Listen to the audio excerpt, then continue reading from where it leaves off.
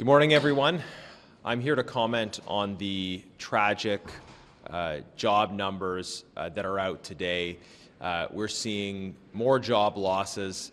Frankly, we're seeing more of the same in terms of the effects of this government's policies on employment, particularly on employment for young people. 112,000 jobs have been lost since the start of this year alone. We saw an increase to an unemployment rate of 6.9%, a big jump for youth unemployment again to 14.3%. Student unemployment is now at 16%. These really are devastating numbers. In the midst of these challenges, Conservatives continue to take a constructive approach, putting ideas on the table that will make a difference. Last fall, we announced the Conservative Youth Jobs Plan, a series of constructive proposals to help young people get back to work in this country.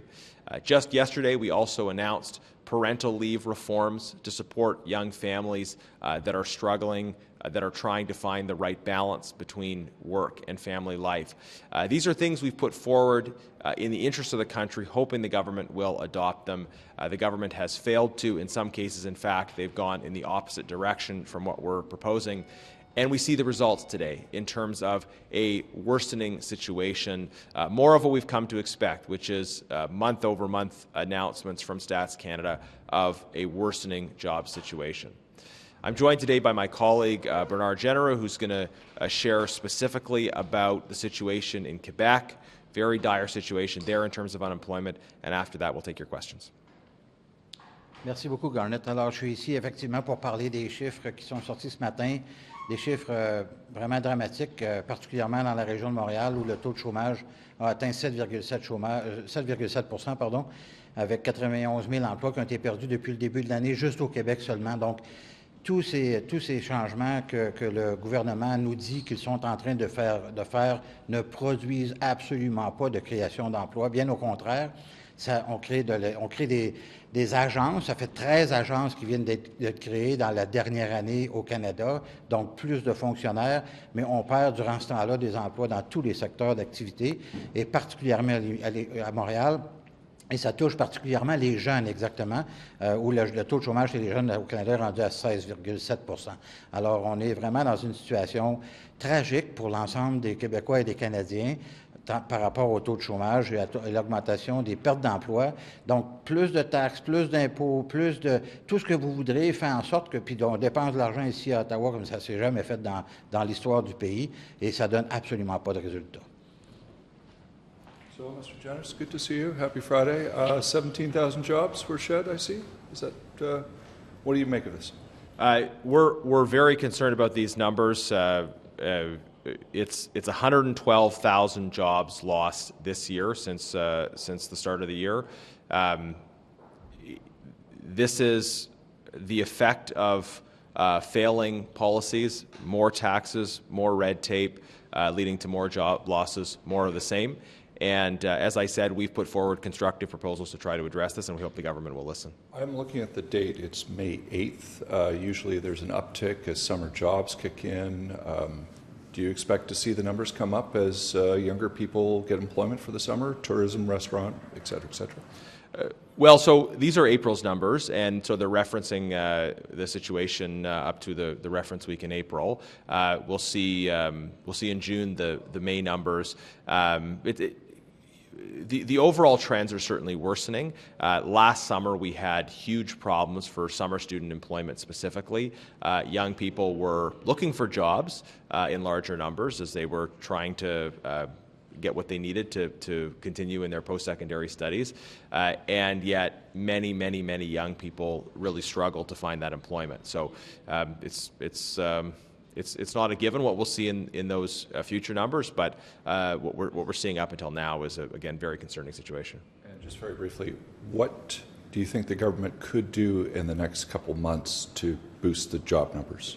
Just really focused. You know. Yeah, I'll reiterate the Conservative Youth Jobs Plan that we released in the fall, and these are proposals that have not been implemented, and they are what we need to do.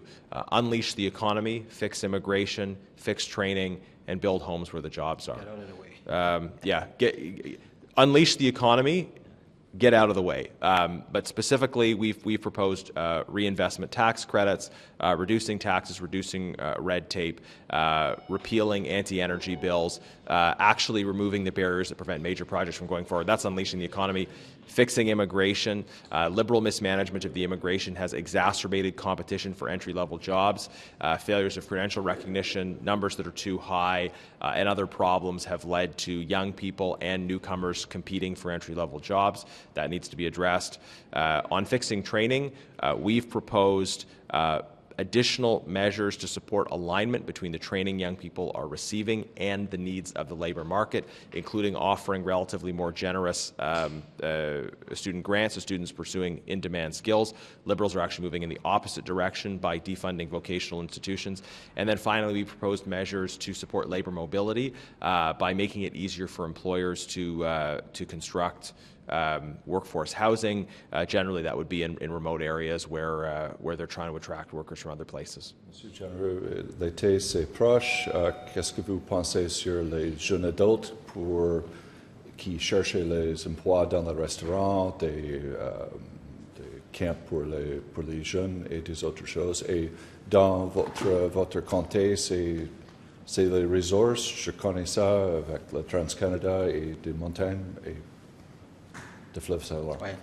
En fait, pour répondre à votre question, on doit mettre en mesure, le gouvernement doit mettre en mesure des incitatifs pour permettre aux jeunes qui sont dans les grands centres, particulièrement à Montréal, dans ce cas-ci, parce qu'on sait qu'à Montréal, actuellement, le taux de chômage est rendu à 7,7 %, donc il y a des milliers de jeunes qui n'ont pas d'emploi, et en même temps, dans nos régions, dans les régions partout au Québec, il y a des emplois de disponibles, donc il faut s'assurer de faire le lien entre les deux et de mettre des incitatifs pour permettre aux employeurs d'attirer ces jeunes-là dans les régions.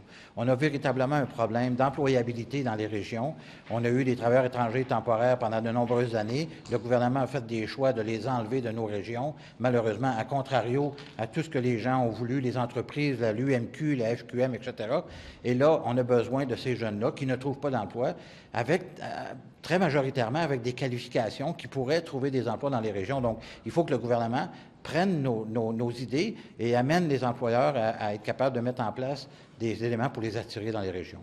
Est-ce qu'il y a des autres choses que j'ai oubliées ou c'est tout? Non, ça va. OK. Merci bien, je pense. Oui. OK. All right. Thank you. Yeah.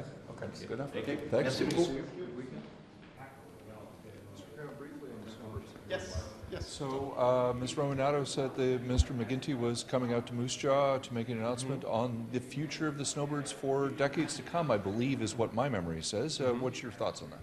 Well, it's a shame that it came to this. I mean, we've been saying for a long time, Fraser Tolmie has been advocating for a long time that we want certainty in the long-term planning for the Snowbirds, and we want them to fly up until at least 2030. That's what the multi-million-dollar upgrade was all about. So why it took the Conservatives to push this and the Liberals to do an about-face is quite frustrating, but we'll have to wait and see what the minister's announcement is. Is this an about-face, or is this just when the schedules are announced and they're piecing it out year by year what's happening? I know Fraser Tolmie has been advocating that for some time, and that the decision was that this year would be the last for the Snowbirds.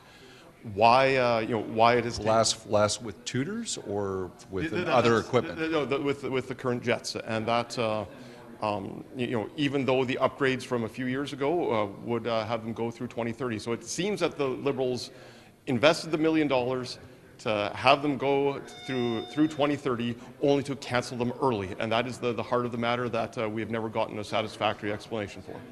My recollection is when the Golden Hawks were stood down and what became the Snowbirds started, there was a year or two of training, of trying to figure out how to fly a formation with a different type of jet. So if they move to a propeller plane, if they move to another aircraft in the CAF inventory, there's going to be some transition time, surely. Well, my understanding was that they were going to stop them at the end of 2026 and then do nothing for the next several years. And I don't know how long a gap they were planning, but certainly if you stop flying them for an extended period of time, there's going to be a loss of institutional knowledge, and that makes it that much more difficult to start up if and when they do choose to start them up again. But if you're switching, if you're flying crazy aerobatic maneuvers in a new type of jet, you need time over Moose Jaw to figure out how to do that, right? in formation. Yeah. I would think so, but you're talking to someone who's never been a pilot before, and some of those technical details are a little bit beyond my understanding. But the important thing is that we do support the Snowbirds, and we do have a successful program continuing from now till 2030 and beyond. And just to recap, are you excited that the minister is actually coming out to Moose Jaw just around the Victoria Day weekend to make an announcement on the future? I'm curious. It's interesting that there was nothing but radio silence from the minister on this file for an extended period of time, and then as soon as the Conservatives bring it up in question period, now all of a sudden the Liberal minister is coming out to Moose Jaw. So we'll have to wait and see what the Liberal minister actually does announce. Great. Thanks very much. Okay, thanks. Have a good day.